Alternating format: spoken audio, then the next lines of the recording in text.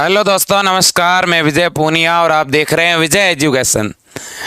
मेरे प्यारे साथियों, एक बार फिर सेशन 2023 के लिए BSc nursing, paramedical, pharmacy, NEET या जो बोर्ड के अलग अलग एग्जाम दे रहे हैं बच्चे, उन सब के लिए विजय एजुकेशन लाया है स्पेशल जीत सीरीज। मेरे दोस्तों, यहाँ पर आपको कंप्लीट बायोलॉजी, केमिस्ट्री और फिजिक्स सब्जेक्ट की एमसीक्यू क्लास और थ्योरी क्लास मिलने वाली है। तो इसलिए वैसे मैं आपको बता दूं कि विजय एजुकेशन ऐप पर हजारों ऐसे बच्चे हैं जो ऑनलाइन स्टडी कर रहे हैं बीएससी नर्सिंग एंट्रेंस एग्जाम की, पैरामेडिकल, फार्मेसी और नीट के लिए तैयारी कर रहे हैं। मैं उन सभी बच्चों को भी कहना चाहता हूं, बच्चों आप भी यह जो एमसीक्यू क्लास है ये बहुत अच्छी तरह से देखिएगा। ये केवल एमसीक्यू क्लास नहीं है बच्चों। 2022 के अंदर जिस तरह से विजय एजुकेशन ने एमसीक्यू क्लास चला करके एक नया रिकॉर्ड स्थापित किया था, ठीक वैसे ही एनसीईआरटी के हर एक पॉइंट को बच्चों हम यहाँ पे कवर करेंगे। कंप्लीट एक्सप्लेनेशन होगा, बहुत ही बेहतरीन तरीके से क्लास होने वाली है। तो शुरू करें क्या? सभी कमेंट कर दीजिएगा और एक बार क्लास को शेयर कर दीजिए। स्टार्टिंग में हो सकता है बहुत सारे बच्चों तक ये जानकारी नहीं हो, लेकिन आपकी जिम्मेदारी है प्रत्येक बच्चे को ये सूचना देने की कि विजय एजुकेशन एक बार फिर ताल ठोक चुका है मेरे दोस्तों इस रण में, और जहां पर हमारी जीत इसी क्लास से होकर के जाएगी, इसमें कोई दो राय नहीं है। शुरू करें दोस्तों? बिल्कुल जी बिल्कुल, करिएगा शुरू। सबसे पहला क्वेश्चन, तैयार हो जाइएगा। सबसे पहला क्वेश्चन है बच्चों, सर्टोली कोशिकाएं जिस पिट्यूटरी हार्मोन के द्वारा रेगुलेट होती है उसे क्या कहते हैं? क्या पूछा है इसने? इसने कहा है Sertoli cell are regulated by the pituitary hormone non age. ये सर्टोली सेल की बात कर रहा है। ह्यूमन रिप्रोडक्शन, मानव जनन तंत्र के अंदर बच्चों मेल में, नर के अंदर सर्टोली कोशिका पाई जाती है। आखिर सर ये सर्टोली सेल है क्या? इतना तो बता दो मेरे प्यारे साथियों। जब भी हम सर्टोली सेल की बात करते हैं तो सर्टोली सेल को हम नर्स सेल कहते हैं, सर्टोली सेल को हम न्यूट्रिटिव सेल कहते हैं दोस्तों। और सर्टोली सेल ही वो सेल है मेरे प्यारे लाडलो जो कहाँ पाई जाती है? सेमनीफेरस ट्यूब्यूल्स में, शुक्र जनक नलिकाओं में। याद रख लेना, वृषण की शुक्र जनक नलिकाओं में पाई जाती है। वृषण की शुक्र जनक नलिकाओं में उपस्थित रहती है। यानी दोस्तों टेस्टिस की सेमनीफेरस ट्यूब्यूल्स में कौन पाई जाती है? सर्टोली सेल पाई जाती है। एक बात और, ये जो सर्टोली सेल है बच्चों, ये स्पर्म को, शुक्राणु को पोषण देने का काम करती है। ये किसको न्यूट्रिशन देती है बच्चों? ये स्पर्म को क्या देती है? न्यूट्रिशन। क्या देती है? न्यूट्रिशन देती है। अब इसने पूछा है सर्टोली कोशिका जिस पिट्यूटरी हार्मोन के द्वारा रेगुलेट होती है। दोस्तों सर्टोली सेल को पिट्यूटरी ग्लैंड का, पीयूष ग्रंथि का कौन सा हार्मोन कंट्रोल करता है? तो याद रख लेना मेरे प्यारे साथियों, पिट्यूटरी ग्लैंड के द्वारा दो हार्मोन रिलीज होते हैं। एक का नाम है FSH और दूसरे का नाम है LH, ल्यूटिनाइजिंग हार्मोन और फोलिक्यूलर स्टिमुलेटिंग हार्मोन। बच्चों देखो, सर्टोली सेल का नाम भी S से शुरू हो रहा है और फोलिक्यूलर स्टिमुलेटिंग हार्मोन में भी S है। S को S से मिला दीजिएगा मेरे प्यारे साथियों। हमेशा इस बात को याद रखना। क्या याद रखें सर? याद ये रखना है कि आपकी ये जो सर्टोली सेल है, आपकी जो ये सर्टोली सेल है मेरे प्यारे साथियों, इस सर्टोली सेल के कार्यों का नियमन कौन करता है? फोलिक्यूलर स्टिमुलेटिंग हार्मोन। और फोलिक्यूलर स्टिमुलेटिंग हार्मोन को कौन सीक्रेट करेगा बच्चों?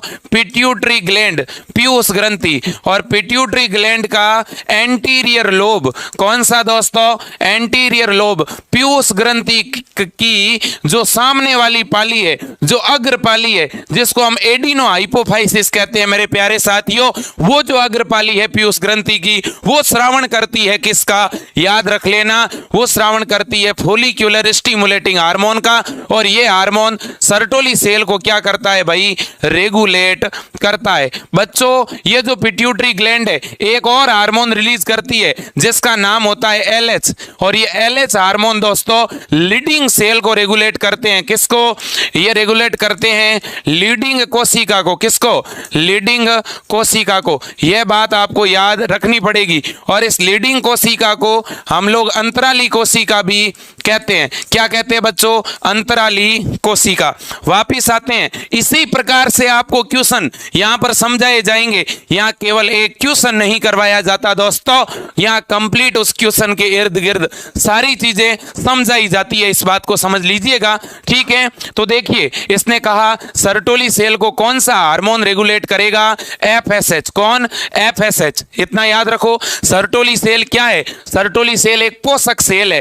कहां पाई जाती है, सेमनीफेरस ट्यूब्यूल्स में। काम क्या है, ये स्पर्म को भोजन जो है करवाने का काम करती है, स्पर्म को न्यूट्रिशन अवेलेबल करवाती है, ठीक है। आगे बढ़ें, बिल्कुल बढ़िए सर।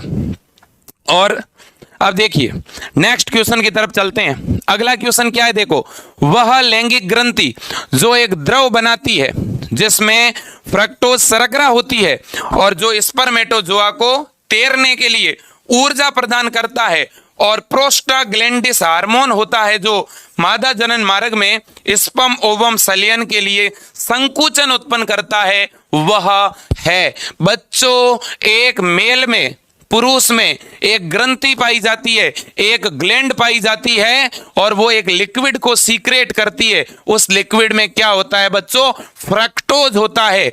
क्या कह रहे हैं ये लोग पूछ रहे हैं आपसे, तो पूछने दो ना सर। क्या पूछ रहे हैं, ये पूछ रहे हैं पुरुषों के अंदर एक ग्रंथि है, ठीक है, वो ग्रंथि एक द्रव स्रावित कर रही है, ठीक है, उस द्रव में फ्रक्टोज है, ओके। अब वो पूछ रहे हैं कि ये जो फ्रक्टोज कौन से ऐसे लिक्विड में होता है और वो ग्रंथि कौन सी है। मेरे प्यारे साथियों, उस ग्रंथि का नाम क्या, काउपर ग्लैंड है क्या, उस ग्रंथि का नाम प्रोस्टेट है क्या, उस ग्लैंड का नाम सेमिनल वेसिकल है क्या, या उसका नाम दोस्तों प्रीप्यूशियल ग्लैंड है। जल्दी बताइएगा मेरे दोस्तों, तो इस ग्लैंड का आखिर नाम क्या है। आपके सामने सारे नाम है क्या मेरे दोस्तों, वो कॉर्पस ग्लैंड है, प्रोस्टेट है, सेमाइनल वेसिकल है, या प्रीप्यूशल ग्लैंड है।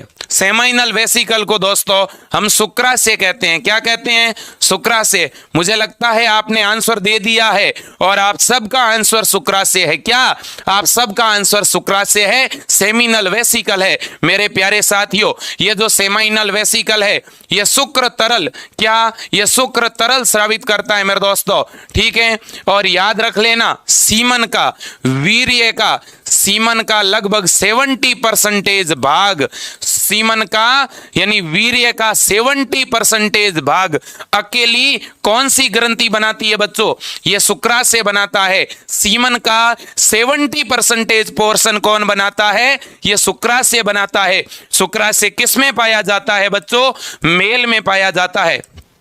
तो सर ये काउपर ग्लैंड फिर कहां पाई जाती है, और काउपर्स ग्लैंड किस में पाई जाती है। अरे भाई काउपर्स भी मेल में होती है और प्रोस्टेट भी मेल में होती है। तो सर ये काउपर, प्रोस्टेट, ये ग्लैंड पाई कहां जाती है, इनकी स्पेसिफिक लोकेशन क्या है। तो देखिए मेरे प्यारे साथियों, अगर मैं बात करूं कि भाई जैसे कि ये अगर टेस्टिस है, तो इन टेस्टिस से बच्चों जो आपकी वास डिफरेंस निकलती है, जिसको आप क्या कहते हो, जिसको आप शुक्रवाहिनी कहते हो, इस वास डिफरेंस के अंतिम सिरे पर एक फूली हुई संरचना होती है मेरे लाडलो, उसको बोलते हैं हम लोग सेमिनल वेसिकल। क्या कहते हैं, सेमिनल वेसिकल, शुक्राशय।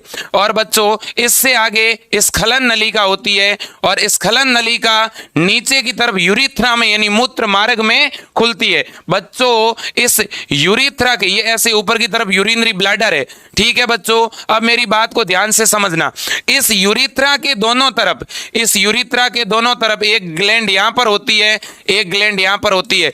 इस ग्लैंड को बोलते हैं प्रोस्टेट। क्या बोलते हैं, प्रोस्टेट ग्लैंड। तो देखो पहले तो यहाँ पे शुक्राशय, शुक्राशय से आगे कौन सी है, प्रोस्टेट, प्रोस्टेट से जस्ट नीचे इस तरह की एक दोस्तों बल्ब के समान ग्लैंड होती है, इसको बोलते हैं काउपर। क्या बोलते हैं दोस्तों, काउपर ग्लैंड, ठीक है ना।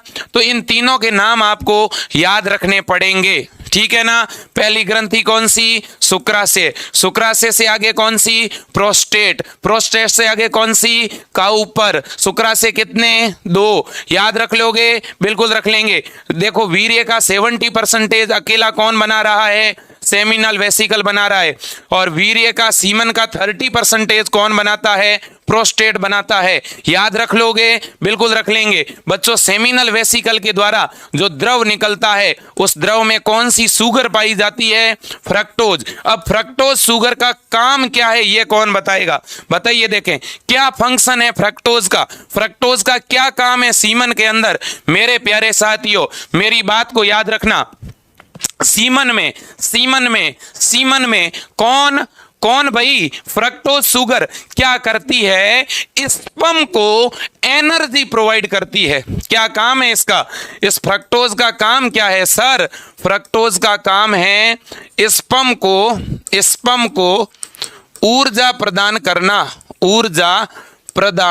करना। याद रख लोगे कि नहीं सर, बिल्कुल रख लेंगे, आगे बढ़े, बिल्कुल बढ़िएगा, ठीक है। तो इसका राइट आंसर है आपका सेमिनल वेसिकल। ओके, अगला क्वेश्चन क्या है, देखो सेमनीफेरस ट्यूब्यूल्स में पाई जाने वाली पोषक कोशिका कौन सी है। क्या पूछा इसने, the nutritive cell found in seminiferous tubules. और मेरे प्यारे साथियों अपने प्यारे कमेंट करते रहिएगा, और मैं आपके कमेंट भी लेना चाहूंगा। इस सेशन को बहुत ही अच्छी तरह से अपना प्यार देना है बच्चों, ज्यादा से ज्यादा शेयर करिएगा। हर एक उस विद्यार्थी तक ये क्लास पहुंचनी चाहिए, सभी को ये पता चलना चाहिए कि बायो को एक अलग अंदाज में पढ़ने का जुनून इस विजय एजुकेशन के सितारों के पास में है, क्योंकि विजय है तो मुमकिन है मेरे दोस्तों, और बहुत ही बड़ी सेना है, मैं तो कहीं ना कहीं कहूंगा ये विजय एजुकेशन परिवार, ठीक है, जो अपने उस लक्ष्य तक कामयाब होने के लिए तत्पर हैं, लगे हुए हैं, मेहनत कर रहे हैं। बहुत ही अच्छा आंसर आपके द्वारा दिया जा रहा है, ठीक है। निधि वर्मा, ज्योति पटेल, लीलन सुरी, RKS शर्मा, राम बिश्नोई, सतीश कुमार, अभी सैनी, तृप्ति यादव, डोली साहू, इसके अलावा किस्मत एचरा, सविता कुमारी, दिशा वर्मा, विनय सिंह, रोयल, मनीषा कुमारी, डॉक्टर सतीश, शशिकांत, प्रेमलता चौधरी, हरीश सैनी, ठीक है, पूजा सुतारकर, इसके अलावा पंकज कुमार गैन, डॉक्टर KP, इंदिरा जानी, प्रियंका, अजीत कुमार, राम बिश्नोई, इसके अलावा हमारे साथ जुड़े हैं प्रकाश रबारी, ठीक है, सभी का वेलकम है। हरिओम शेखर, ठीक है, अनीशा भारती, साहिबा खानन, नीति, इसके अलावा प्रियंसी कुमारी यादव, सभी का वेलकम है। पूजा, दीप शिखा, ठीक है, वेलकम सभी का। देखिएगा न्यूट्रिटिव सेल, मैंने अभी थोड़ी देर पहले ये क्वेश्चन पढ़ाया था, मैंने कहा था कि वृषण के अंदर यानी टेस्टिस के अंदर एक शुक्राणु को पोषण देने वाली, स्पर्म को पोषण देने वाली सेल पाई जाती है, और उस सेल को हमने कहा था क्या बच्चों, क्या उसको हमने लीडिंग सेल कहा था, नहीं भाई, लीडिंग सेल तो सेमनीफेरस ट्यूब्यूल्स के अंदर नहीं होती, सेमनीफेरस ट्यूब्यूल्स के बाहर होती है। यह तो आउटसाइड होती है, यह तो बाहर जो स्पेस होते हैं वहां पर पाई जाती है, ठीक है। तो क्या एट्रिटिक फॉलिक्यूलर सेल है क्या, यह भी नहीं होती। क्या यह सर्टोली सेल को पोषक कोशिका कहते हैं क्या, जी हाँ बिल्कुल, सर्टोली सेल ही न्यूट्रिटिव सेल है। क्यों न्यूट्रिटिव सेल है, क्योंकि बच्चों आपको ये कौन है सर, ये तो स्पर्म है, इसको कौन पोषण देगा, तो ये सर्टोली सेल। तो स्पर्म को क्या दोस्तों, फूड यानी न्यूट्रिशन प्रदान करती है। याद रख लोगे ना सर, बिल्कुल रख लेंगे, कोई दिक्कत थोड़ी ना है। तो आंसर हो जाएगा Sertoli cell. Sertoli cell sperm को दोस्तों फूड अवेलेबल करवाती है, स्पर्म की कहीं ना कहीं निगरानी करती है, सुरक्षा करती है। इस वजह से सर्टोली सेल को हम नर्स सेल भी कहते हैं, ओके, आगे बढ़े क्या सर, बिल्कुल बढ़िएगा। क्वेश्चन क्या है, ध्यान से सुनना बच्चों, बहुत इंपॉर्टेंट क्वेश्चन है। क्वेश्चन है कि स्क्रोटम का तापमान, ठीक है, और ये सारे क्वेश्चन एग्जाम में पूछे जा चुके हैं, ठीक है बच्चों।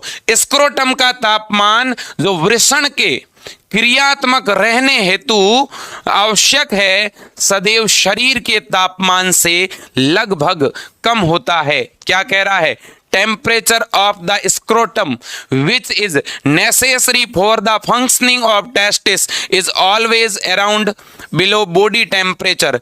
मेरे प्यारे साथियों, हमारे शरीर का नॉर्मल टेम्परेचर कितना होता है? हमारे शरीर का सामान्य जो ताप है वो 37 डिग्री सेंटीग्रेड होता है। अब आप सोचोगे सर 70 डिग्री सेंटीग्रेड पे तो हमें उबाल के रख दोगे आप लोग, है ना? हाँ, अब सुनो, तो 37 डिग्री सेंटीग्रेड हमारे बॉडी का टेम्परेचर है। हमारे बॉडी के टेम्परेचर से लगभग 2 से लेकर के और 2.5 डिग्री सेंटीग्रेड कम तापमान होता है। किसका? स्क्रोटम का, वृषण कोश का। यह क्वेश्चन एग्जाम में पूछा जा सकता है, वृषण कोश का तापमान कितना होता है? तो शरीर के तापमान से 2 डिग्री से लेकर 2.5 डिग्री सेंटीग्रेड कम होता है। तो सामान्य तौर पर कहूं तो स्क्रोटम का टेम्परेचर होगा 34.5 से लेकर के 35 डिग्री सेंटीग्रेड, लगभग 35 डिग्री सेंटीग्रेड तापमान होता है वृषण कोश का। अब आप मेरे से पूछोगे सर शरीर का तापमान तो है 37, तो वृषण कोश का तापमान शरीर के ताप से कम क्यों है? बच्चों आप मुझे एक बात बताना, इस स्क्रोटम में यानी वृषण कोश में कौन होता है? तो वृषण कोश में तो टेस्टिस होगा, वृषण होगा, ठीक है। टेस्टिस में क्या बनता है? सर टेस्टिस में तो स्पर्म बनता है, शुक्राणु बनते हैं, और स्पर्म जो है वो मेल गैमीट है, नर युग्मक है, ठीक है। स्पर्म को बनाने के लिए तापमान कितना चाहिए? स्पर्म कभी भी शरीर के ताप पर नहीं बन सकता। स्पर्म ने पहले ही बोल रखा है कि मुझे बॉडी टेम्परेचर पसंद नहीं है, मैं तभी जन्म लूंगा जब तापमान कितना होगा? 35 डिग्री सेंटीग्रेड होगा। तो शरीर के ताप से लगभग 2 डिग्री सेंटीग्रेड या 2.5 डिग्री सेंटीग्रेड कम होगा तभी स्पर्म बनेगा। इस वजह से ही वृषण कोश का तापमान कम होता है। इस वजह से ही वृषण एब्डोमिनल कैविटी के बाहर होते हैं, ठीक। तो देखो कितना टेम्परेचर कम होगा? 2 डिग्री, 4, 6 कि 8? तो दोस्तों 2 डिग्री सेंटीग्रेड तापमान कम होगा। ऑप्शन नंबर फर्स्ट आपका करेक्ट होगा। क्यों कम होता है? कारण मैंने बता दिया। कारण क्या है? स्पर्म का निर्माण क्या कम ताप पर होता है? स्पर्म का निर्माण कम ताप पर होता है। अरे क्या बात है मेरे लाडलो। अगला क्वेश्चन आपके सामने, इसका आंसर आप देंगे बच्चों, इसका आंसर आप देंगे मेरे प्यारे लाडलो। और देखो बच्चों, यह संख्या आपका गौरव है, यह संख्या आपका दोस्तों कहीं ना कहीं हौसला है। इसलिए मैं ये चाहता हूं मेरे विजय एजुकेशन परिवार की आन बान और शान ये बच्चे हैं, और इसलिए कहता हूं बच्चों एक बार इस क्लास को हर एक उस बच्चे तक पहुंचा देना जिसको गवर्नमेंट कॉलेज से बीएससी नर्सिंग, पैरामेडिकल, फार्मेसी जैसे कोर्स करने हो। मेरे दोस्तों हमारे लिए कोई जिला, कोई राज्य बंदिश नहीं, ठीक है। आप राजस्थान से हैं, यूपी से हैं, एमपी से हैं, बिहार से हैं, हरियाणा, झारखंड, उत्तराखंड, हिमाचल, पंजाब से हैं, तो मेरे दोस्तों आप हमारे बहुत करीब है, आप हमारे अपने हैं, आप विजय एजुकेशन परिवार के सदस्य हैं। और इसलिए कहना चाहता हूं पेन और कॉपी हमेशा पास में रखना और बहुत ही बढ़िया तरह से पढ़ाई करनी है बच्चों आपको, और आगे बढ़ना है, ठीक है। हमें कामयाब होना है बच्चों, हमें लाखों रुपए उस प्राइवेट कॉलेज को जो है देने की जरूरत नहीं है, हमें खुद कामयाब होना है। अच्छी मेहनत करोगे तो जरूर सफल हो जाओगे मेरे लाडलो, इसमें कोई दो राय नहीं है, ठीक है। देखिए क्वेश्चन क्या कह रहा है, lower narrow end of uterus is called. क्या कह रहा है ये बाबू? Lower narrow end of uterus. Uterus का मतलब होता है गर्भाशय, और मेरे लाडलो, गर्भाशय के नीचे का, देखो गर्भाशय के ऊपर का जो भाग है वो तो आप जानते ही हो, गर्भाशय के ऊपर वाले भाग में तो इधर अंडवाहिनी होती है, फेलोपियन ट्यूब होती है, फेलोपियन ट्यूब होती है, ठीक है। लेकिन इस यूट्रस के निचले भाग, अगर मैं इस नीचे वाले भाग की बात करूं तो ये यूट्रस का जो नीचे का भाग है बच्चों, इसको हम किस नाम से जानते हैं, ये मैं आपसे पूछना चाहता हूं। मुझे पूरा बिलीव है कि आप सही आंसर बताएंगे। जल्दी बताओ, देखें। Lower part of uterus, uterus का नीचे का भाग क्या कहलाएगा बताओ? यूरिथ्रा कहलाएगा क्या? बिल्कुल भी नहीं। यूरिथ्रा का मतलब तो मूत्र मार्ग होता है मेरे दोस्तों। यूरिथ्रा वो भाग है जहां से यूरिन पास होता है, ठीक है। कोई यूरिन यूट्रस के अंदर से थोड़ी ना बाहर आता है बच्चों, तो ये नहीं हो सकता। क्लाइटोरिस दोस्तों वल्वा का भाग है, तो वल्वा और क्लाइटोरिस ये दोनों ही नहीं हो सकते। तो फिर कौन? सर्विक्स होगा इसका राइट आंसर। कौन होगा? सर्विक्स। याद रख लेना, इसको हिंदी में गिरवा बोलते हैं मेरे दोस्तों। और ये क्वेश्चन कई बार ऐसे भी पूछते हैं, क्या? देखिए क्वेश्चन ऐसे पूछते हैं कि एक फीमेल की वेजाइना यानी योनि और गर्भाशय दोनों एक दूसरे से किसके द्वारा जुड़े हुए हैं? तो दोनों एक दूसरे से बच्चों सर्विक्स के द्वारा जुड़े रहते हैं। सर्विक्स जो है एक तरह से कनेक्टिंग लिंक है यूट्रस और वेजाइना के बीच। याद रख लेना मेरे दोस्तों। आगे बढ़ते हैं अगले क्वेश्चन की तरफ। नेक्स्ट क्वेश्चन क्या है देखो। मनुष्य के स्पर्म की पूंछ का मुख्य भाग निम्न प्रकार के माइक्रोट्यूब्यूल्स व्यवस्था को दर्शाता है। The principal tail piece of human sperm show the microtubular arrangement of। मेरे प्यारे साथियों, मेरी बात को याद रखना। स्पर्म जो है वो मेल गेमीट है।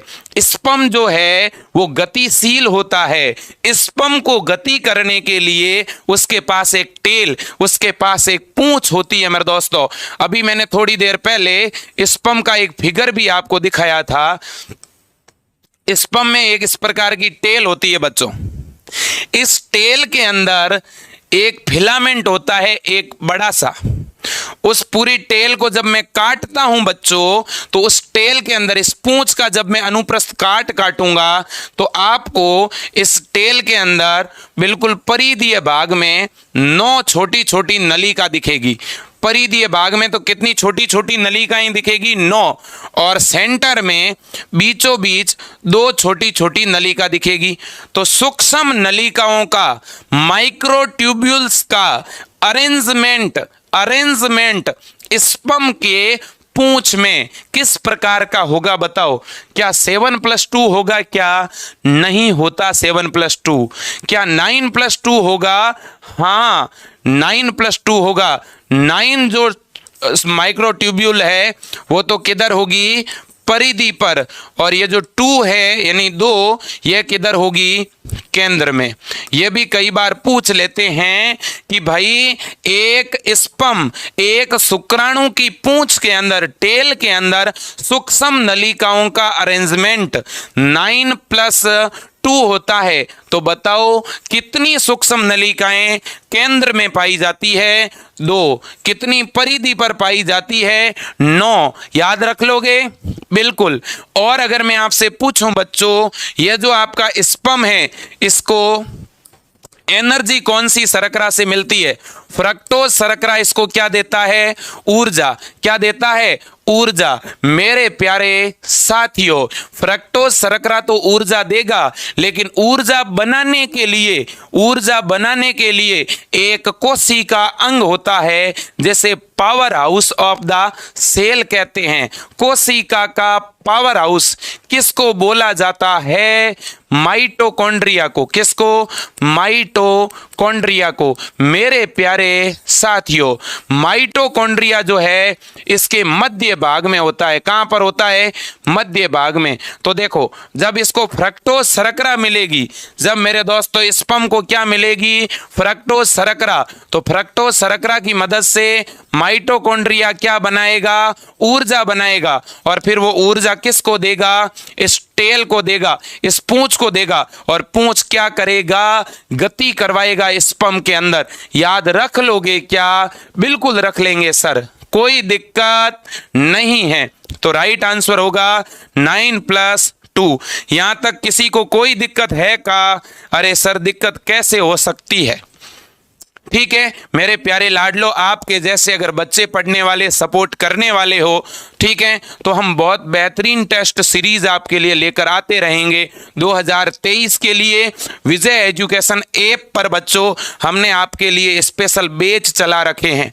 ठीक है, वहां पर आपको थ्योरी पढ़ाई जा रही है, यहां पर आपको MCQ करवाए जा रहे हैं। और मेरे दोस्तों बड़ी ईमानदारी से पढ़ाऊंगा, बहुत मेहनत करके पढ़ाने वाला हूं। ठीक है, हर एक जानकारी आपको याद करवाना ये मेरी जिम्मेदारी रहेगी। फिर भी मेरे से कहीं कोई मानवीय भूल होती है, आप मुझे कभी भी बता सकते हो। ठीक है, आपकी हर एक बात सहर्ष स्वीकार है। अब देखिएगा निम्न में से कौन सा विकल्प सही है। अब देखो बच्चों, करेक्ट और इनकरेक्ट को सेलेक्ट करना है। Select the correct match. पिछले बच्चों मैंने 2-3 साल में देखा है क्वेश्चन इस तरह के ज्यादा पूछे जाने लगे हैं कि कौन सा स्टेटमेंट करेक्ट है, कौन सा स्टेटमेंट रॉन्ग है, इस तरह से। ठीक है, देखिएगा बच्चों क्वेश्चन क्या है। क्वेश्चन में एक तरफ लिखा हुआ है हैप्लॉइड, एक तरफ क्या लिखा हुआ है? हैप्लॉइड अगुणित, और एक तरफ लिखा हुआ है डिप्लॉइड, एक तरफ लिखा हुआ है डिप्लॉइड। बच्चों एक तरफ हैप्लॉइड लिखा, एक तरफ डिप्लॉइड लिखा। हैप्लॉइड का मतलब आप सभी जानते ही हो, जैसे शुक्राणु है। अगर मैं आपसे पूछूं कि शुक्राणु जो है वो हैप्लॉइड होता है कि डिप्लॉइड होता है, तो आप तुरंत कह दोगे हैप्लॉइड होता है। ठीक है, और मैं अगर आपसे कहूं कि एक मेरे जैसे हाथ की स्किन की सेल है, वो हैप्लॉइड होती है कि डिप्लॉइड होती है? वो तो डिप्लॉइड होती है। बात को समझ गए ना? बिल्कुल। अब देखिएगा यहां पर हैप्लॉइड डिप्लॉइड को पहचानना है। एक बात हमेशा अपने दिमाग में रखो बच्चों, जब भी आपको शुक्राणु बनाना हो या अंडाणु बनाना हो, तो शुक्राणु बनाने की प्रक्रिया को बोलते हैं स्पर्मेटोजेनेसिस, शुक्र जनन। क्या कहते हैं? स्पर्मेटोजेनेसिस, शुक्र जनन। और अंडाणु बनाने की प्रक्रिया को oogenesis या अंड जनन कहते हैं बच्चों। अब देखिएगा स्पर्मेटोजेनेसिस और oogenesis के दौरान अलग अलग प्रकार की कोशिकाएं बनती है। एक बात हमेशा अपने दिमाग में याद रख लेना, कुछ कोशिकाएं होती है बच्चों जिनके नाम के आगे लिखा हुआ होगा प्राथमिक oocyte। क्या? प्राथमिक oocyte, प्राइमरी oocyte। या किसी के आगे लिखा हुआ होगा प्राथमिक स्पर्मेटोसाइट। क्या? प्राथमिक स्पर्मेटोसाइट। एक बात याद रखो, जिसके नाम के आगे प्राथमिक लिखा हुआ है वो सेल हमेशा द्विगुणित होती है, वो सेल हमेशा डिप्लॉइड होती है मेरे दोस्तों। और अगर किसी कोशिका के आगे, ठीक है, द्वितीयक लिखा हुआ है, सेकेंडरी लिखा हुआ है, सेकेंडरी oocyte, सेकेंडरी नाम आ गया, इसका मतलब वो हैप्लॉइड है। इसके नीचे भी देखो, इधर सेकेंडरी स्पर्मेटोसाइट, यह भी हैप्लॉइड है। इसके नीचे देखो प्राथमिक आ गया, तो प्राथमिक तो डिप्लॉइड होती है। इसके नीचे ओवम लिखा है, इसको छोड़ो आप, इन तीनों को देखो। ऊपर इसने लिखा है हैप्लॉइड अगुणित, तो बच्चों 3 नंबर अगुणित है ही नहीं, 1 नंबर और 2 नंबर है। तो सही आंसर या तो 1 नंबर होगा या 2 नंबर होगा। अब सामने चलते हैं, देखो सामने, इसके सामने द्विगुणित कौन सा है? देखो इसमें देखो ये लिखा हुआ है प्रारंभिक स्पर्मेटोसाइट, जहां प्रारंभिक आएगा वो द्विगुणित होती है, तो यह भी डिप्लॉइड है। ठीक है, तो यह देखो शुरुआत में द्वितीयक oocyte, यह अगुणित है, यहां अगुणित होनी चाहिए है। और इधर देखो प्राथमिक स्पर्मेटोसाइट, यह द्विगुणित होनी चाहिए, यह द्विगुणित है।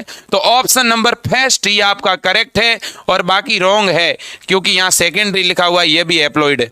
ठीक है बच्चों, यह बात आपको याद रखनी है। देखो इंग्लिश वाले सेक्शन में देखो, यहां लिखा हुआ है सेकेंडरी oocyte। सेकेंडरी oocyte कैसी होती है? हैप्लॉइड होती है। सामने लिखा हुआ है प्राइमरी स्पर्मेटोसाइट, प्राइमरी लिख दिया, और प्राइमरी हमेशा कैसी होती है? डिप्लॉइड। इतना याद रख लो, बस आगे बढ़ेंगे। अब देखो बच्चों, ये कह रहा है एक प्राथमिक स्पर्मेटोसाइट में 16 गुणसूत्र है। कितने हैं? 16। देखो प्राथमिक नाम आते ही वो सेल डिप्लॉइड होगी, ठीक है, उसमें गुणसूत्र जोड़े में होंगे। और बच्चों याद रख लेना, जहां सेकेंडरी नाम आ जाए, द्वितीयक नाम आ जाए, वहां गुणसूत्र आधे होंगे। अगर 16 है तो 8 होंगे, 8 है तो 4 होंगे।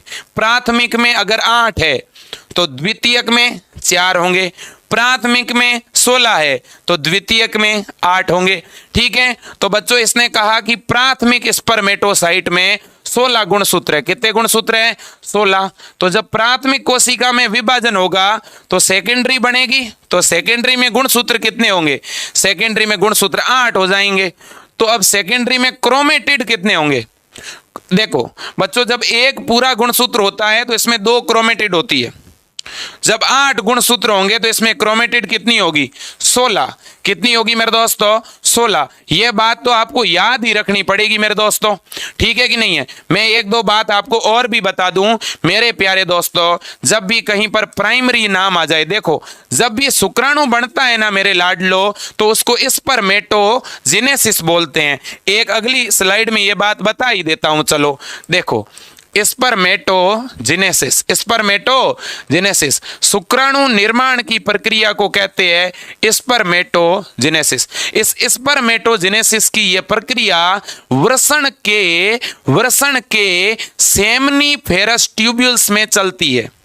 लड़कों के अंदर यानी पुरुषों में स्पर्मेटोजेनेसिस की क्रिया प्यूबर्टी से शुरू होती है, यौवनावस्था से शुरू होती है, जबकि महिलाओं में बच्चों oogenesis जो है बहुत पहले से ही गर्भावस्था से ही शुरू हो जाता है, ठीक है। अब देखो बच्चों, स्पर्मेटोजेनेसिस में सबसे पहले एक स्पर्मेटोगोनिया नाम की कोशिका बनती है। कौन सी कोशिका बनती है? Spermatogonia, spermatogonia. ये जो कोशिका है बच्चों, ये डिप्लॉइड है, द्विगुणित है। स्पर्मेटोगोनिया में जब आकार इसका बढ़ जाता है तो क्या बनता है? प्राइमरी स्पर्मेटोसाइट बनती है, प्राइमरी स्पर्मेटोसाइट बनती है। यह भी कैसी है? यह भी डिप्लॉइड है, द्विगुणित है, ठीक है। अब इस प्राइमरी स्पर्मेटोसाइट में अर्धसूत्री विभाजन होता है। अर्धसूत्री विभाजन के 2 स्टेप होते हैं, अर्धसूत्री विभाजन फर्स्ट और इसके बाद होता है सेकंड। पहला अर्धसूत्री विभाजन होते ही बच्चों गुणसूत्र आधे आधे हो जाते हैं, इसलिए ये जो नई 2 कोशिका बनेगी अब ये अगुणित है और इन कोशिकाओं को क्या कहेंगे? Secondary spermatocyte. इनको क्या कहेंगे? सेकेंडरी स्पर्मेटोसाइट कहेंगे। अब बच्चों इस सेकेंडरी स्पर्मेटोसाइट में फिर से विभाजन होगा।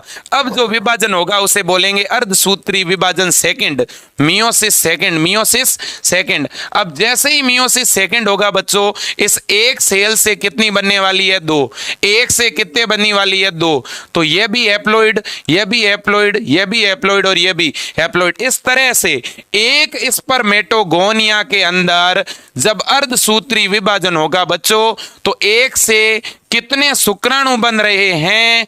4। कितने बन रहे हैं? 4। और बच्चों स्टार्टिंग के अंदर जो सेल बनती है उनको शुक्राणु नहीं बोलते, स्पर्मेटिड बोलते हैं। यह बात भी याद रखना। शुरुआत में बच्चों डायरेक्ट स्पर्म नहीं बनते, स्पर्मेटिड बनते हैं और स्पर्मेटिड का जब कायांतरण होता है तो स्पर्मेटिड स्पर्म में बदलता है और स्पर्म को ही हम स्पर्मेटोजोआ भी बोलते हैं। और बच्चों याद रखना, कोई भी स्पर्मेटिड हो, कोई भी शुक्राणु पूर्व हो, उसको जब सर्टोली सेल भोजन उपलब्ध करवाती है तो ऐसी परिस्थिति में बच्चों, ठीक है, ये आपका स्पर्मेटिड स्पर्म में कन्वर्ट होता है। याद रख लेना, ठीक है दोस्तों? बिल्कुल जी बिल्कुल। आगे बढ़ेंगे तो अगर मैं कहूं कि इस सेल के अंदर टोटल प्राइमरी स्पर्मेटोसाइट में 10 गुणसूत्र मान लेते हैं, कितने हैं? 10 है, ठीक है। तो मैं कहूं सेकेंडरी में कितने होंगे? तो आप कहोगे सर 5 होंगे। मैं कहूंगा सेकेंडरी के अंदर क्रोमेटिड कितने होंगे? तो क्रोमेटिड 5 गुणसूत्र है तो 10 होगी। आगे बढ़ेंगे।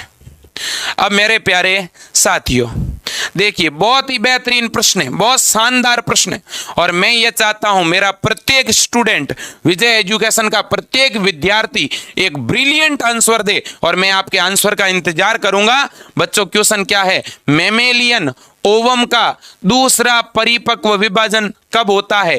ठीक है, मेमेलियन ओवम का दूसरा परिपक्व विभाजन कब होता है? क्या पूछ रहा है? एक मनुष्य की, ठीक है, इंग्लिश का नहीं है इसमें तो कोई दिक्कत नहीं। तो दोस्तों मेमेलियन ओवा जो होता है उसमें सेकेंडरी मैच्योर डिवीजन कब होगा, जल्दी बताइएगा, आपके आंसर का इंतजार मैं कर रहा हूं। और बहुत ही बेहतरीन मेरे प्यारे लाडलो, शाबाश, और लाइक करते रहे इस सेशन को। आज इस सेशन के लाइक का टारगेट मेरे दोस्तों आज के दिन का 1000 है, ठीक है ना। आज से 1 महीने बाद 5000 रहेगा और मुझे पूरा भरोसा है मेरे इस विजय एजुकेशन परिवार के बच्चों पर, ठीक है। आपका प्यार दिखना चाहिए, बस आपके प्यारे कमेंट, ठीक है, और बच्चों आपके ये लाइक हमें हौसला देते हैं। बाकी दोस्तों आप पढ़ते रहिएगा, हम पढ़ाते रहेंगे, ठीक है। और हमें हमारा लक्ष्य याद रहना चाहिए, मुझे क्या बनना है, मुझे क्या करना है वो याद रहना चाहिए। बाकी एनसीईआरटी का एक क्वेश्चन पीछे नहीं छोड़ने वाले हैं। मैं आज आपको बता दूं, एक से एक क्वेश्चन उठा करके मैं आपके सामने लाने वाला हूं, ठीक है। बहुत ही बढ़िया, शाबाश। हाँ, क्या बात है डॉक्टर प्रिया, कैसा लग रहा है आपको सेशन? सारी चीजें समझ में आ रही है कि नहीं? सभी कमेंट करें अपने प्यारे, ठीक है।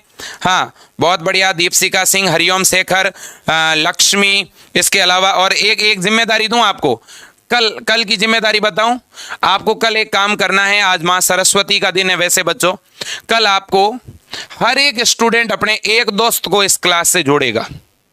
ये आपकी विजय सर की तरफ से आपको एक जिम्मेदारी सौंप रहा हूं, प्रत्येक स्टूडेंट कम से कम एक स्टूडेंट को इस क्लास से जोड़ेगा, ठीक है। बिल्कुल आपको यहां पे पढ़ाया जाएगा बढ़िया तरह से, ठीक है, बिल्कुल। डॉक्टर प्रिया चौधरी, मनीषा कुमारी, और कुछ दिनों के बाद यहाँ पर आपको फिजिक्स की भी क्लास मिलेगी, ठीक है।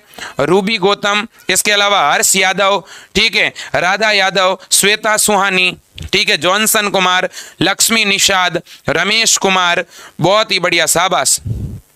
हाँ जी, तो इसने कहा है ओव्यूलेशन के कुछ समय बाद ओवम के फेलोपियन नली में प्रवेश करने से पहले, ठीक है भाई।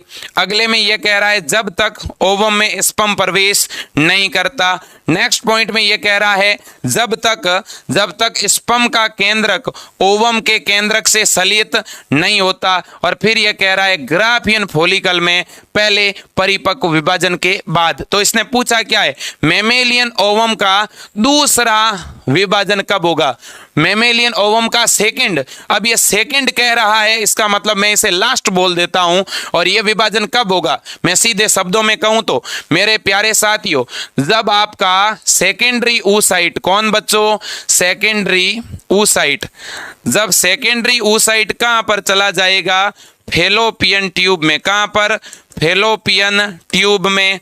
तो फेलोपियन ट्यूब में जब सेकेंडरी oocyte चला जाएगा और इस सेकेंडरी oocyte के अंदर इस द्वितीयक अंडाणु में बच्चों जब शुक्राणु एंटर करता है, तो शुक्राणु के एंटर करते ही बच्चों इस सेकेंडरी oocyte को प्रेरणा मिलती है और फिर यह सेकेंडरी oocyte डिवाइड होता है और जिससे आपका अंडाणु बनता है। तो इसने कहा है ग्राफियन फॉलिकल में पहले, ये तो गलत हो गया, ठीक है, जब तक स्पर्म का केंद्रक ओवम के केंद्रक से सलित नहीं हो। ये तो इसने बहुत ज्यादा एडवांस बात कर दी, ठीक है। इसमें स्टार्टिंग से इसने क्या कहा? ओव्यूलेशन के कुछ समय बाद ओवम के फेलोपियन नली में प्रवेश करने से पहले, यह भी गलत है। फिर क्या है? जब तक ओवम में स्पर्म प्रवेश नहीं करता, यह बिल्कुल सही है। देखो बच्चों, जब ओवम के अंदर, अंडे के अंदर स्पर्म प्रवेश करेगा तभी तो दूसरा अर्धसूत्री विभाजन होगा। याद रख लेना, मैं इसे दूसरा अर्धसूत्री विभाजन बोल रहा हूं, ठीक है बच्चों। यानी मियोसिस सेकंड कब होता है, मैं ये बोल रहा हूं मियोसिस सेकंड कब होता है बच्चों, ठीक है कि नहीं? बिल्कुल। और मैं दो बातें आपके सामने रखना चाहता हूं, देखो सुनो बच्चों, oogenesis यानी अंडाणु निर्माण की प्रक्रिया, अंडाणु निर्माण की प्रक्रिया महिलाओं में कब से शुरू हो जाती है जानते हो? गर्भावस्था से ही शुरू हो जाती है। एक बालिका जब मां के गर्भ के अंदर होती है और एक जब बालिका का भ्रूण बनता है, बच्ची जब मां के गर्भ में होती है, तब से ही उसके अंदर oogenesis स्टार्ट हो जाता है। लेकिन पहला अंडाणु अंडवाहिनी में प्यूबर्टी के दौरान ही मुक्त होता है। देखो प्रारंभ तो कब होता है? गर्भावस्था में। प्रारंभ तो कब होता है? गर्भावस्था में। लेकिन प्रथम अंडाणु अंडवाहिनी में कब मुक्त होता है? तो वो दोस्तों प्यूबर्टी के दौरान, याद रख लेना, ठीक है ना, ये बात आपको याद रखनी है, ठीक है ना, बिल्कुल जी बिल्कुल। आगे बढ़ेंगे और एक बात और सुन लो, ये वास्तव में मैं बार बार अंडाणु बोल रहा हूं, तो आप एक बात और सुनो। क्या सुनना है सर? देखो, अगर बच्चों ये अंडाशय है तो अंडाशय से अंडाणु अंडवाहिनी में आता है, तो मैं जिसको अंडाणु बोल रहा हूं इसका मतलब ये कौन सा अंडाणु है? तो ये सेकेंडरी oocyte है। ये क्या है? Secondary oocyte। बच्चों हमेशा याद रख लेना, इस अंडाशय से, किससे? अंडाशय से, ओवेरी से, ओवेरी से बच्चों इस अंडवाहिनी में कौन आता है? प्राथमिक अंडाणु, द्वितीयक अंडाणु, बताओ कौन आता है? तो द्वितीयक अंडाणु, सेकेंडरी oocyte आता है, याद रखना। और एक ऐसा सेकेंडरी oocyte यहां पर आता है जिसमें अभी तक अर्धसूत्री विभाजन पूरा नहीं हुआ है। इस द्वितीयक अंडाणु में अर्धसूत्री विभाजन तब पूरा होगा जब इसमें शुक्राणु एंटर करता है। शुक्राणु जब इसमें एंटर करेगा तब इसको प्रेरणा मिलेगी, और जब इसमें प्रेरणा मिलेगी तो दूसरा अर्धसूत्री विभाजन कंप्लीट होगा, मियोसिस सेकंड कंप्लीट होगा, और मियोसिस सेकंड कंप्लीट होते ही बच्चों एग और जो है पोलर बॉडी अलग होती है, ठीक है, और फर्टिलाइजेशन हो जाता है। आगे बढ़ेंगे मेरे प्यारे साथियों, क्वेश्चन क्या है देखो, एक मनुष्य की परिपक्व टेस्टिस में स्पर्म के निर्माण की स्पर्मेटोजेनेटिक स्टेज का सही क्रम क्या है? अभी मैंने थोड़ी देर पहले बताया, स्पर्म के निर्माण का सही क्रम कौन सा है? पहले आप थोड़ा रिवर्स आके देख लो, फिर आप सही आंसर दे पाओगे। ये देखो, सबसे पहले कौन सी कोशिका है? स्पर्मेटोगोनिया। स्पर्मेटोगोनिया के बाद कौन सी है? स्पर्मेटोसाइट। स्पर्मेटोसाइट के बाद कौन सी है? स्पर्मेटिड। स्पर्मेटिड, और स्पर्मेटिड से क्या बनता है? स्पर्म बनता है। क्या बनता है? स्पर्म बनता है। तो ये चार अवस्थाएं याद रखनी है। कितनी? चार अवस्थाएं याद रखनी है।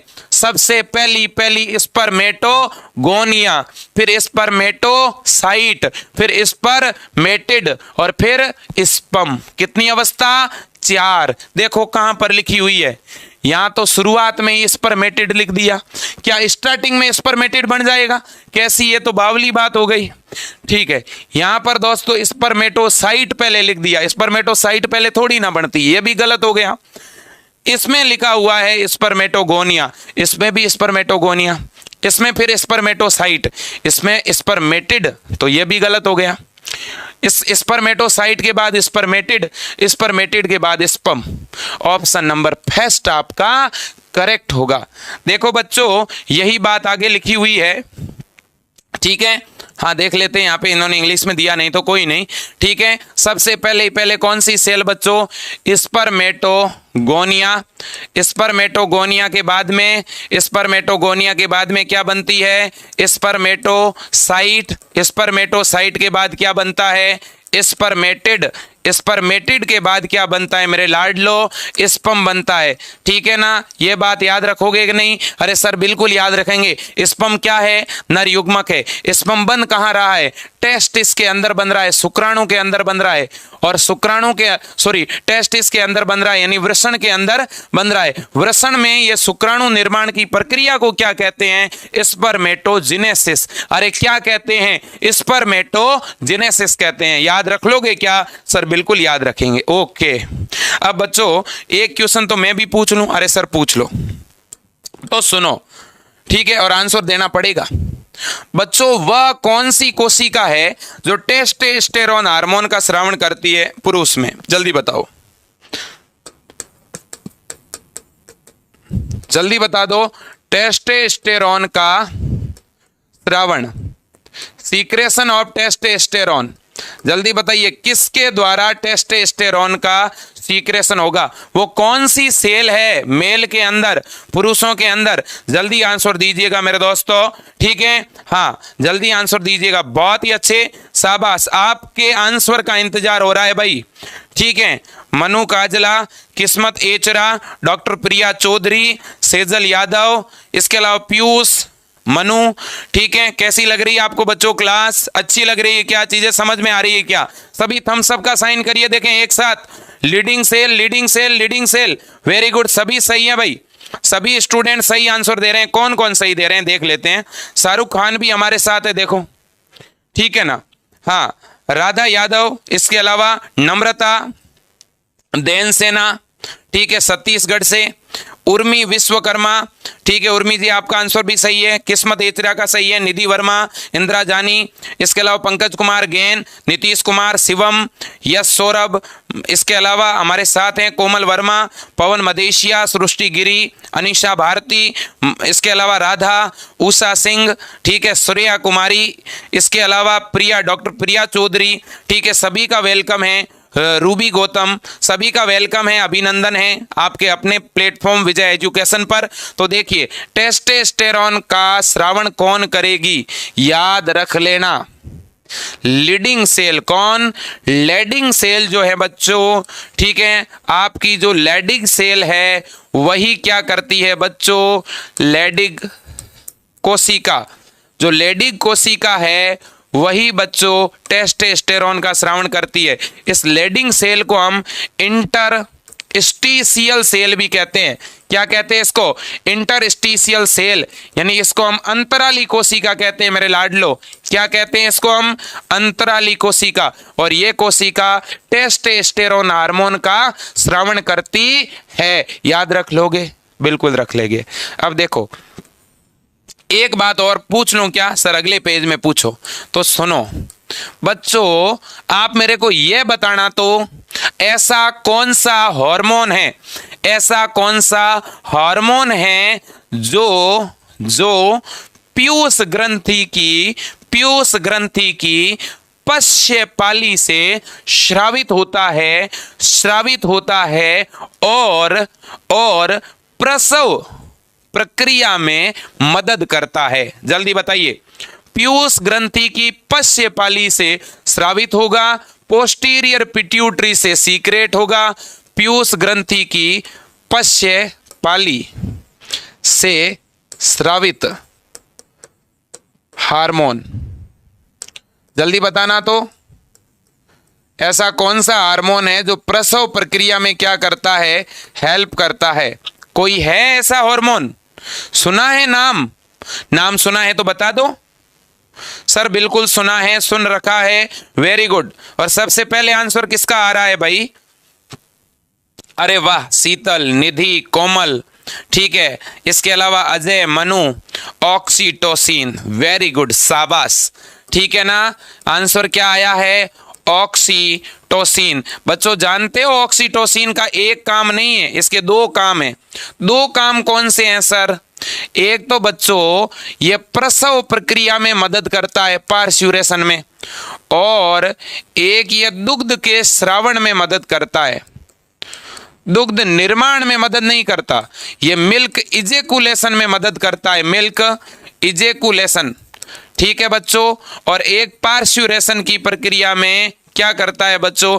हेल्प करता है, ठीक है। ये क्या करता है बच्चों? जो गर्भाशय की मायोमेट्रियम होती है ना, यूट्रस के भित्ति जो होती है उसके बीच में पेशियों का एक मोटा स्तर होता है, ये गर्भाशय की पेशियों को संकुचित करवाता है ऑक्सीटोसिन हार्मोन, जिसकी वजह से आसानी से बच्चे का जन्म होता है। ये मायोमेट्रियम को कॉन्ट्रैक्ट करवाता है। किसको? Myometrium contraction. तो मायोमेट्रियम के अंदर संकुचन किसकी वजह से होते हैं? ऑक्सीटोसिन की वजह से होते हैं, ठीक है बच्चों। चूंकि ऑक्सीटोसिन की बात आ गई है तो एक क्वेश्चन और आपके सामने रखूंगा। दुग्ध संश्लेषण यानी मिल्क को सिंथेसाइज करवाने वाला हार्मोन कौन सा है? जल्दी बताओ, ऐसा कौन सा हार्मोन है जो मिल्क को सिंथेसाइज करवाता है? ठीक है, जल्दी बताना। देखे राइट आंसर कौन सा होगा? मिल्क को सिंथेसाइज करवाने वाला, ठीक है, मिल्क को बनाने वाला हार्मोन कौन सा है? मेरे प्यारे साथियों, अगर कोई मिल्क को सिंथेसाइज करवाएगा उसका नाम प्रोलैक्टिन है। मेरे प्यारे साथियों, मेरी बात को याद रखना, प्रोलैक्टिन की जब भी मैं बात करूंगा ये मिल्क को सिंथेसाइज करवाएगा, ऑक्सीटोसिन की जब भी मैं बात करूंगा वो मिल्क को इजेकुलेट करवाएगा। इसमें कोई दो राय नहीं है। एपिडिडाइमिस का वह सिरा जो टेस्टिस के शीर्ष पर होता है मेरे प्यारे साथियों, यह है टेस्टिस। इस टेस्टिस के अंदर मेरे प्यारे लाडलो, इस टेस्टिस के अंदर बच्चों यहां पर बहुत सारी सेमनीफेरस ट्यूब्यूल्स होती है।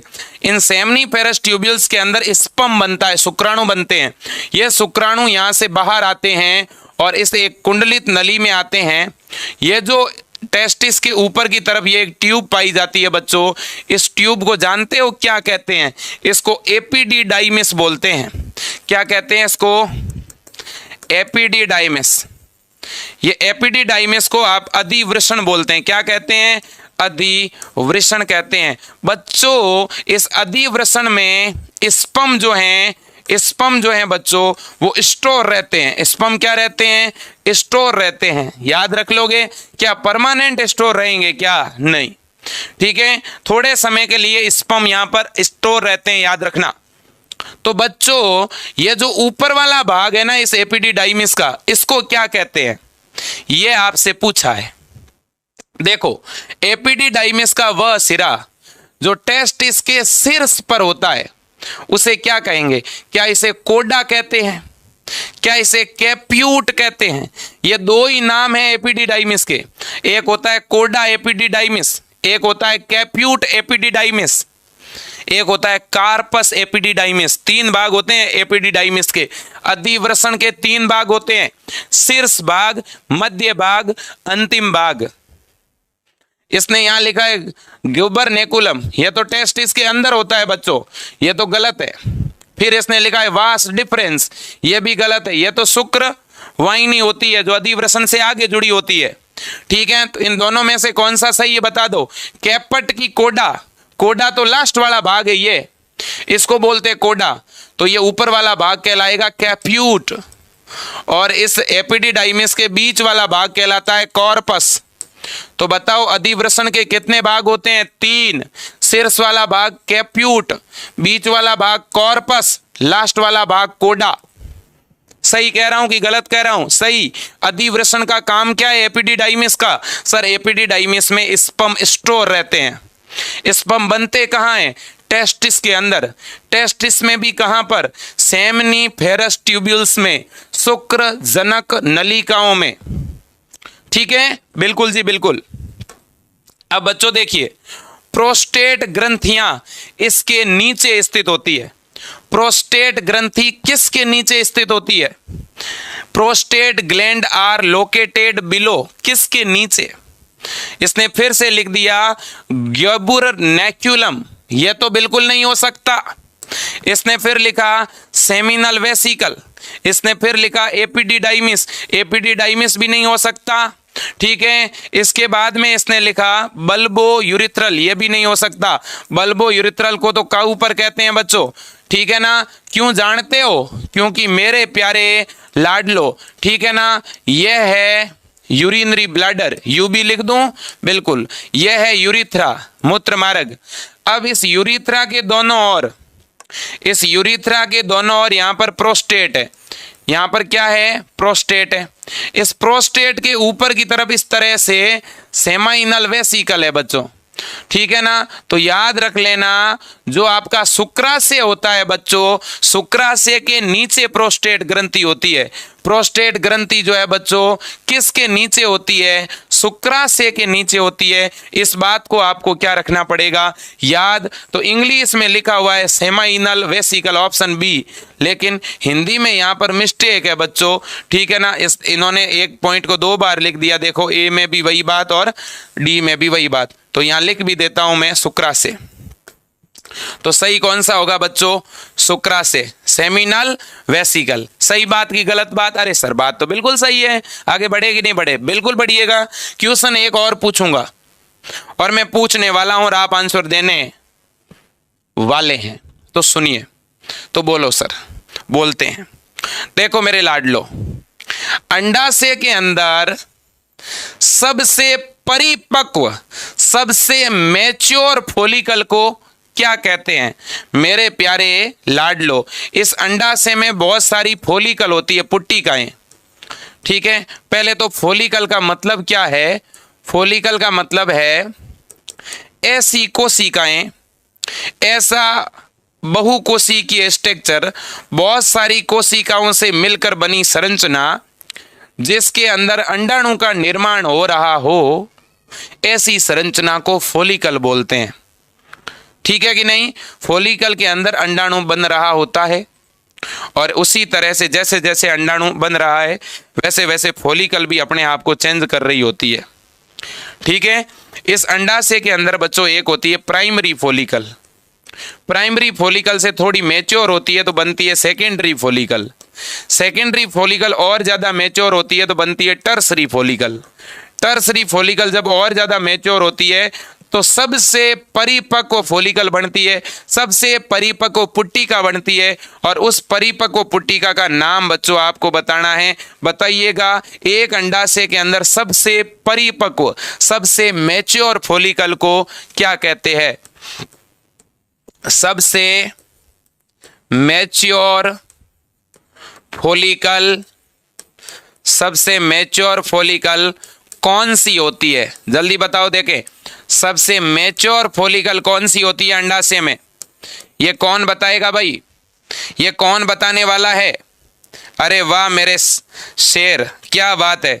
ऑप्शन मैंने दिया भी नहीं, बावजूद इसके क्वेश्चन पूछते ही आंसर दे दिया। ठीक है, बहुत ही बढ़िया, शाबाश, क्या बात है भाई। किसने दिया है सबसे पहले आंसर? देखते हैं, मिस्टर धन्नाराम चौधरी, निखिल बुंदेला, ठीक है, सृष्टि गिरी, दुर्गेश बारिया, डॉक्टर प्रिया चौधरी, इंदिरा जानी, ठीक है, इसके अलावा मुन्ना काजला, ठीक है, बहुत ही अच्छे, शुभम जायसवाल, ठीक है, बहुत बढ़िया, शाबाश, अजय प्रजापति, अंजलि कुमारी, ठीक है, बलराम नागर, तृप्ति यादव, राजू गोदारा, रविंद्र गर्ग, नम्रता, ठीक है, सभी का आंसर सही है भाई। दिशा वर्मा, रमेश कुमार, अमन कुमार, ठीक है, विनय, मुन्ना, कृतिका डांसर, दिशा वर्मा, इसके अलावा जियाउल्ला खां, रूबी गौतम, आस्था शुक्ला, ठीक है, प्रीति, इसके अलावा राधा यादव, अंशिका, दीक्षा गुप्ता, राजू गोदारा, इसके अलावा हमारे साथ हैं, हाँ जी, बहुत अच्छे, शाबाश, क्या बात है, किस्मत एचरा, बहुत ही बढ़िया, क्या नाम है, कितना अच्छा नाम है, श्रेया कुमारी, राजू गोदारा, सफदार इमाम, ठीक है, नीतीश सरकार, क्या बात है, पल्लवी वर्मा, धन्नाराम चौधरी, ठीक है भाई, सभी का वेलकम है, नेहा भारती, ठीक है, ठीक है, ठीक है, सभी का आंसर सही है भाई। सभी बच्चों ने एक ही आंसर बताया है और वो है ग्राफियन फॉलिकल। क्या? ग्राफियन फॉलिकल, इसे ग्राफियन पुट्टिका बोलते हैं। क्या बच्चों? ग्राफियन पुट्टिका। बताओ, ग्राफियन पुट्टिका किसके अंदर पाई जाती है? सर, अंडाशय में पाई जाती है। ग्राफियन फॉलिकल सबसे ज्यादा मैच्योर फॉलिकल होती है, सबसे परिपक्व पुट्टिका होती है। ये ग्राफियन फॉलिकल है बच्चों, आप यूं समझ लो। इस ग्राफियन फॉलिकल के अंदर एक अंडाणु होता है, उस अंडाणु को क्या कहते हैं? उस अंडाणु को बोलते हैं सेकेंडरी oocyte। क्या कहते हैं बच्चों? Secondary oocyte। ये कई बार एग्जाम में पूछा गया है। क्या पूछा जाता है कि बताओ, ग्राफियन फॉलिकल के अंदर जो अंडाणु होता है वो कौन सा होता है? वो होता है सेकेंडरी oocyte। हिंदी में बोले तो द्वितीयक अंडाणु, द्वितीयक अंडाणु। अब इसी पर आधारित एक प्रश्न पूछना चाहता हूं, क्योंकि एग्जाम में ग्राफियन फॉलिकल से बहुत सारे प्रश्न आते हैं बच्चों, और मेरा यह विचार है कि केवल टाइप किए हुए क्वेश्चन ही आपको पूछें, ये जरूरी नहीं।